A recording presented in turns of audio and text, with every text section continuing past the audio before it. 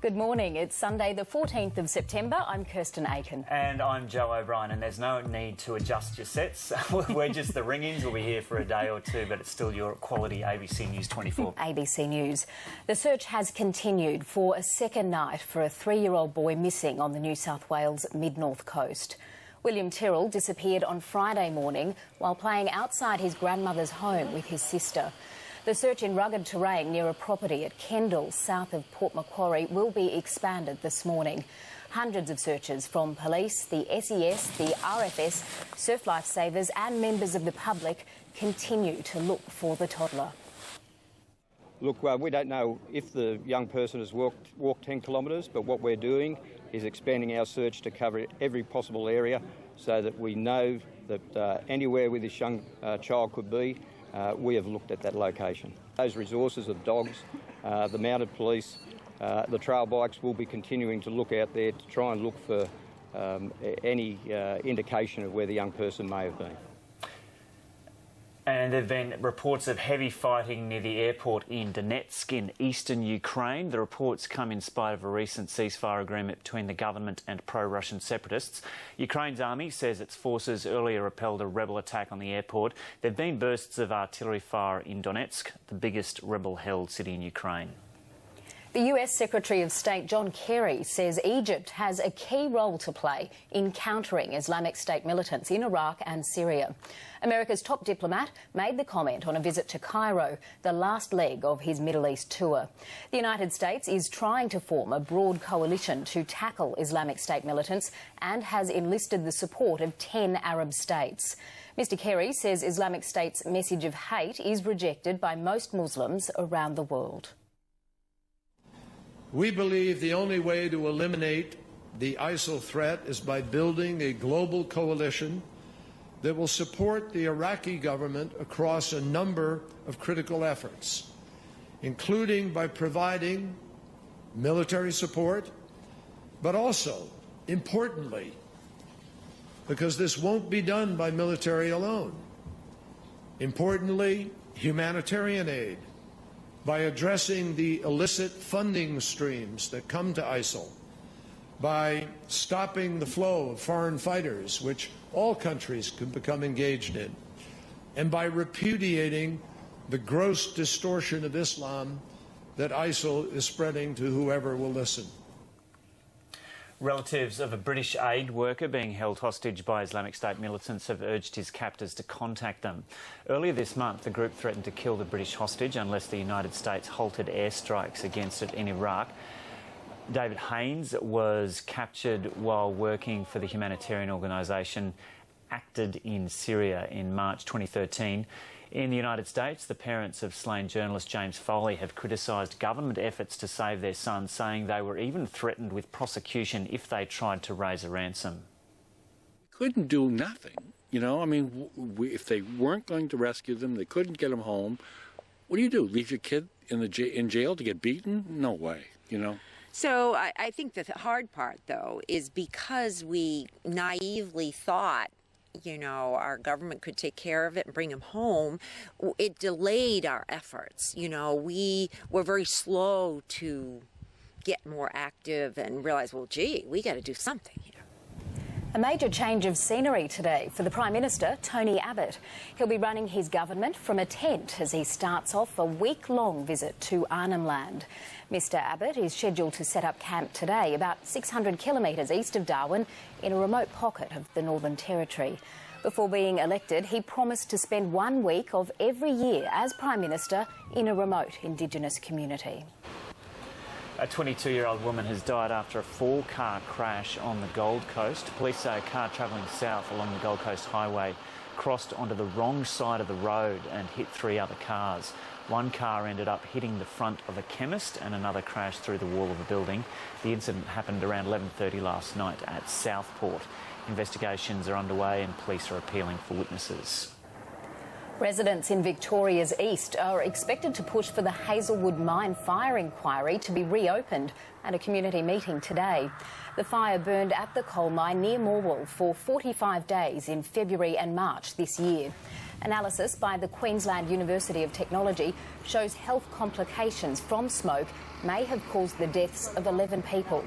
That's prompted Victoria's opposition to call for the inquiry to be reopened.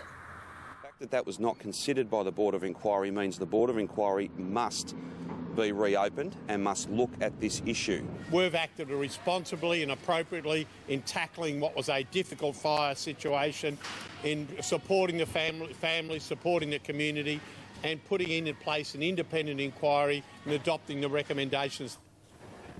The federal government has announced it'll support New Zealand's push for a permanent ban to scientific whaling.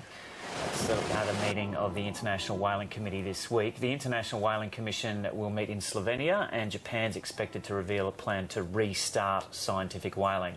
In March, the International Court of Justice declared Japan's scientific whaling was commercial. Well, he might be the leader of the free world, but sometimes even the President of the United States has to put on a brave face. Today, Barack Obama and First Lady Michelle visited a school, but the response from one sixth grader called Madison was just a little unexpected.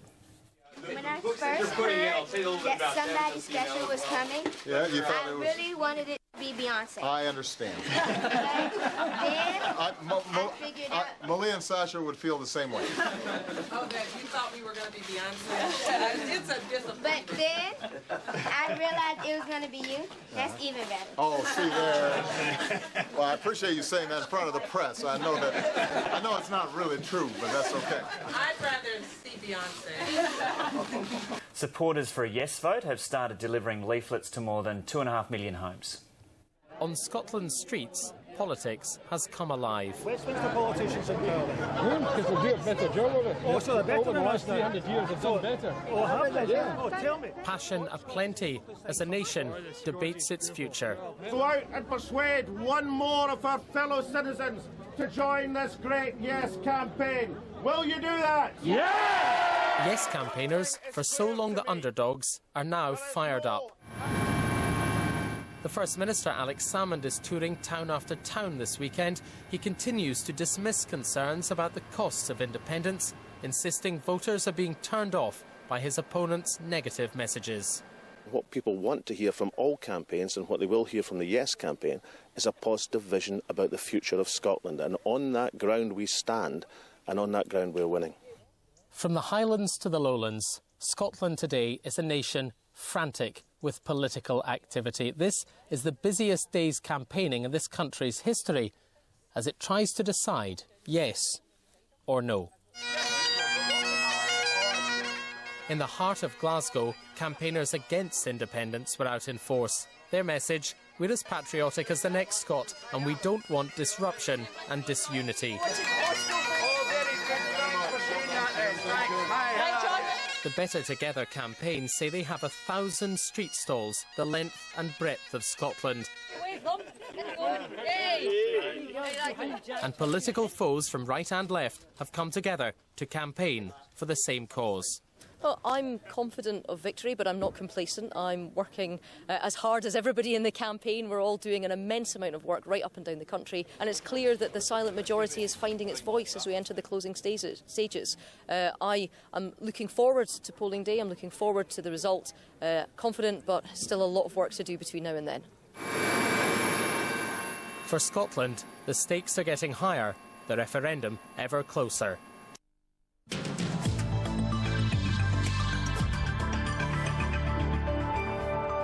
Taking a look at the satellite, a weak cold front and its associated cloud band is moving across Tasmania. Another cold front is approaching the far southwest of Western Australia. There's an area of cloud just to the south of the Great Australian Bight. It's associated with a slowly developing low-pressure system. Looking around the country now. In Queensland, isolated showers about the north tropical coast and over the state's southeast. Fine and sunny elsewhere. New South Wales will be fine apart from the chance of a light shower or two along the northern coast and some late drizzle about the southern ranges. In Victoria, a fine day at first, but cloud increasing from the west with isolated showers developing over western districts, extending to central inland districts by the evening. In Tasmania, showers about western, central and southern districts becoming isolated during the morning and contracting to the far south coast. South Australia will see isolated showers developing around Port Lincoln and Adelaide, mild to warm in the south, hotter in the north and west. In Western Australia, there'll be showers over areas south of a line from Busselton to Bremer Bay, light showers near the eastern south coast. And in the Northern Territory, sunny apart from morning fog patches near the north and east coasts, some cloud developing during the afternoon over the top end. Now to tomorrow's forecast for the capital cities. Mostly sunny in Brisbane, possible late shower in Sydney, rain and cloud in Melbourne, partly cloudy in Hobart, possible rain in Adelaide and sunny in Perth and Darwin. Time now to take a look at the front pages of today's major newspapers. Sisters in Arms, Queensland's Sunday Mail writes that Australian women are joining men on the front lines of the conflict in Syria. Amira Karoum, who is pictured here, was reportedly shot and hacked to death in the city of Aleppo, where she was fighting alongside Islamic State militants. The paper also writes that defence bosses are advising soldiers not to wear their uniforms in public out of fear they could be targeted by extremists. In New South Wales, the Sunday Tally is also covering that story. The paper writes that a uniformed officer was recently abused in the city's CBD by a group of men who threatened to blow the soldier's head off. Tasmanians are resisting a push by the state government to extend all high schools through to Year 12. Polling conducted by the Sunday Tasmanian reportedly suggests that people in the most disadvantaged regions are the most resistant. Yes, we can. No surprises on the cover of South Australia's Sunday Mail. Port Adelaide's stunning victory over Fremantle is dominating headlines there. The Power is now only one win away from a grand final berth.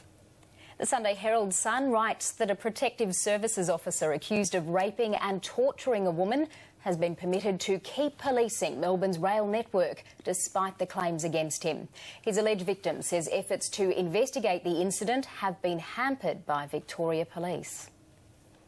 And licensed clubs across the country are offering to step in the breach to fill childcare shortages in exchange for tax breaks on gambling profits. That's the lead in today's Sunday Age.